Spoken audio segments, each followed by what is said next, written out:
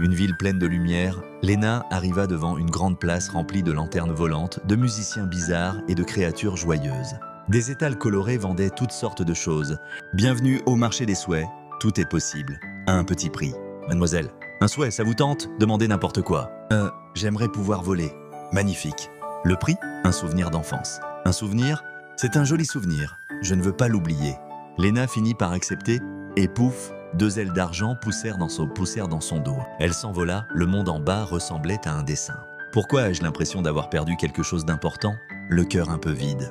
Tu as payé ton souhait, j'ai souhaité être riche et j'ai oublié le visage de ma mère.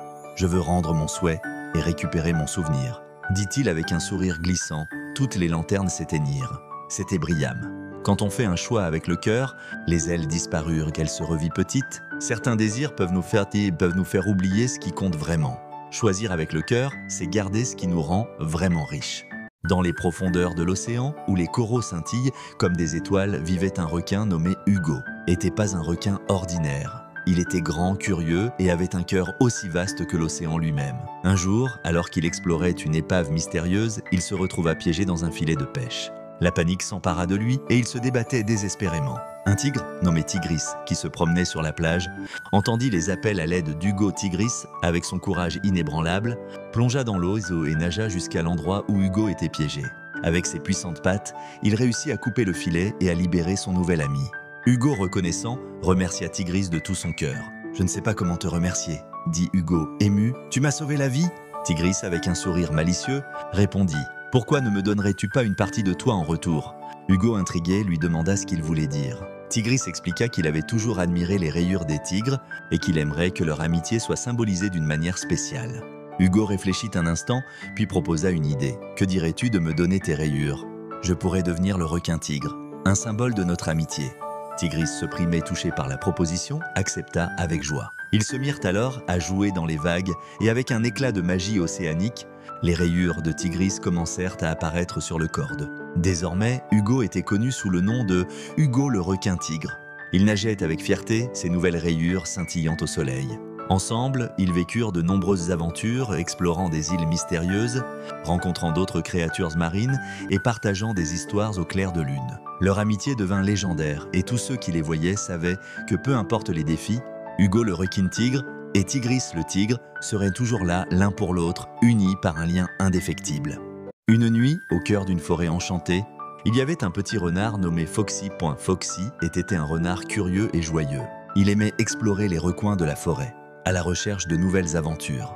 Un soir, alors que le soleil se couchait, Foxy entendit des bruits étranges provenant de l'autre de la forêt.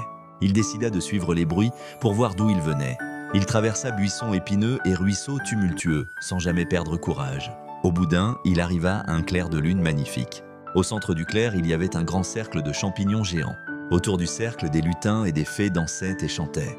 Ils étaient en train de célébrer la fête de l'été. Foxy était tellement émerveillé par la scène qu'il ne put s'empêcher de danser avec eux. Il dansa et riait toute la nuit en compagnie de ses nouveaux amis. Mais quand le jour commença à poindre, les lutins et les fées s'évanouirent, disparaissant dans la forêt. Foxy se sentit un peu triste de voir ses amis partir, mais il savait qu'il avait vécu une nuit incroyable.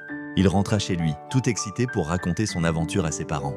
Et chaque nuit, avant de s'endormir, Foxy se rappelait cette soirée magique, en espérant que de nouvelles aventures l'attendaient dans la forêt enchantée.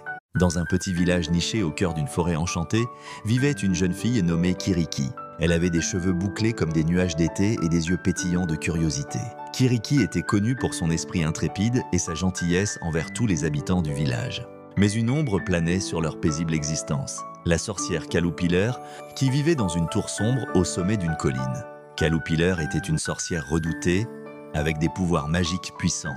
Elle avait le don de transformer les gens en pierre et de faire disparaître les récoltes. Les villageois, inquiets, se rassemblaient souvent pour discuter de la menace qu'elle représentait.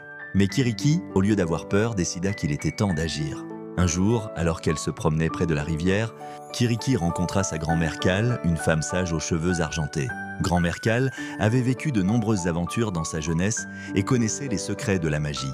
Elle lui parla des anciens sorts qui pouvaient contrer les maléfices de Caloupiler. Ensemble, elles élaborèrent un plan audacieux. « Nous devons rassembler des ingrédients rares pour créer un antidote », expliqua Cal. Kiriki, excitée, accepta immédiatement. Elles partirent à l'aube parcourant la forêt à la recherche de fleurs de lune et de racines de sagesse. Chaque pas qu'elles faisaient, elles chantaient des chants anciens, renforçant leur courage. Après une journée d'aventure, elles atteignirent la tour de Caloupiller. La sorcière, surprise de voir Kiriki et sa grand-mère, les accueillit avec un rire sinistre. « Que voulez-vous, petites intrépides ?» demanda-t-elle en croisant les bras. « Nous sommes ici pour mettre fin à ta magie maléfique », s'écria Kiriki, le cœur battant. Grand-mère Cal, avec sagesse, ajouta « Nous avons un antidote qui peut libérer le village de ta malédiction. » Caloupiller, amusée, accepta le défi. Elle proposa un duel de magie. Les deux parties s'affrontèrent dans un tourbillon de couleurs et d'étincelles. Kiriki, guidé par les enseignements de sa grand-mère, réussit à lancer le sort de purification. La lumière éblouissante enveloppa la tour et la sorcière, surprise, fut contrainte de rendre son pouvoir. En un instant, la malédiction fut levée. Les villageois libérés remercièrent remercièrent Kiriki et sa grand-mère. Caloupiller, réalisant que la bonté et l'amour étaient plus forts que la haine, décida de changer. Elle quitta sa tour pour vivre parmi les villageois, apprenant à utiliser ses pouvoirs pour le bien. Kiriki et grand-mère Cal devinrent les héroïnes du village, prouvant que même la magie la plus sombre peut être vaincue par la lumière de l'amour et de l'amitié. Et ainsi, le village prospéra, unissant tous ses habitants dans la joie et l'harmonie.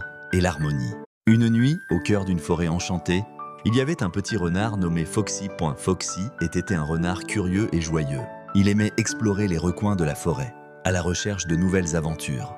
Un soir, alors que le soleil se couchait, Foxy entendit des bruits étranges provenant de l'autre de la forêt. Il décida de suivre les bruits pour voir d'où ils venaient. Il traversa buissons épineux et ruisseaux tumultueux, sans jamais perdre courage. Au bout d'un, il arriva à un clair de lune magnifique. Au centre du clair, il y avait un grand cercle de champignons géants. Autour du cercle, des lutins et des fées dansaient et chantaient. Ils étaient en train de célébrer la fête de l'été. Foxy était tellement émerveillé par la scène qu'il ne put s'empêcher de danser avec eux. Il dansa et riait toute la nuit en compagnie de ses nouveaux amis. Mais quand le jour commença à poindre, les lutins et les fées s'évanouirent, disparaissant dans la forêt. Foxy se sentit un peu triste de voir ses amis partir, mais il savait qu'il avait vécu une nuit incroyable. Il rentra chez lui, tout excité pour raconter son aventure à ses parents. Et chaque nuit, avant de s'endormir, Foxy se rappelait cette soirée magique, en espérant que de nouvelles aventures l'attendaient dans la forêt enchantée. Dans un petit village côtier de Bretagne, un enfant de 9 ans prénommé Petit Jean. Avec ses cheveux ébouriffés et ses yeux pétillants de malice, il passait ses journées à explorer les plages, à courir dans les dunes et à imaginer des mondes fantastiques. En jouant près de la mer, Petit Jean découvrit une vieille bouteille échouée sur le sable. Il l'ouvrit et trouva un vieux parchemin. Il découvrit une carte qui menait à un trésor caché sur une île mystérieuse. Son cœur s'emballa. « Je vais devenir un pirate !» plein d'enthousiasme. Petit Jean se vêtit d'un bandana rouge autour de la tête, un gilet de cuir et de bottes usées. Il se voyait commandant un grand navire, avec son équipage à ses côtés. Armé de son courage et de sa détermination, Petit Jean décida de se lancer dans son rêve. Lucas, ils retrouvèrent de vieux draps dans le grenier de Petit Jean. Ils transformèrent en une voile pour leur embarcation, devenait un véritable vaisseau pirate. « Et là au trésor !» cria Petit Jean en prenant le gouvernail. Ils naviguèrent sur le ruisseau qui serpentait à travers le village, le vent dans les cheveux et le cœur battant d'Opiengardi. L'une averse soudaine se leva et des vagues déchaînées frappèrent leur petit bateau. Mais Petit Jean, reste calme, les pirates ne reculent jamais devant une tempête. Ils atteignirent finalement une petite île couverte de verdure et de mystère. Ils découvrirent des coquillages scintillants et surtout, en l'île trouvèrent des pièces en chocolat. Petit Jean et Lucas éclatèrent de rire. Ces douceurs suffisaient à faire naître en eux un bonheur immense, tout en observant le coucher de soleil qui peignait le ciel de couleurs flamboyantes. Petit Jean comprit que l'aventure ne résidait pas seulement dans la quête d'un trésor, les défis à relever ensemble, de retour chez lui non seulement d'eux, mais aussi d'eux. Il avait déjà commencé à écrire ses propres histoires d'aventure. Avec des trésors bien plus précieux que de l'or amitié, il serait toujours un pirate. Une nuit, au cœur d'une forêt enchantée, il y avait un petit renard nommé Foxy. Foxy était un renard curieux et joyeux. Il aimait explorer les recoins de la forêt, à la recherche de nouvelles aventures. Un soir, alors que le soleil se couchait, Foxy entendit des bruits étranges provenant de l'autre de la forêt. Il décida de suivre les bruits pour voir d'où ils venaient. Il traversa buissons épineux et ruisseaux tumultueux, sans jamais perdre courage. Au bout d'un, il arriva à un clair de lune magnifique. Au centre du clair, il y avait un grand cercle de champignons géants. Autour du cercle, des lutins et des fées dansaient et chantaient. Ils étaient en train de célébrer la fête de l'été. Foxy était tellement émerveillé par la scène qu'il ne put s'empêcher de danser avec eux. Il dansa et riait toute la nuit en compagnie de ses nouveaux amis. Mais quand le jour commença à poindre, les lutins et les fées s'évanouirent, disparaissant dans la forêt. Foxy se sentit un peu triste de voir ses amis partir, mais il savait qu'il avait vécu une nuit incroyable. Il rentra chez lui, tout excité pour raconter son aventure à ses parents. Et chaque nuit, avant de s'endormir, Foxy se rappelait cette soirée magique, en espérant que de nouvelles aventures l'attendaient dans la forêt enchantée.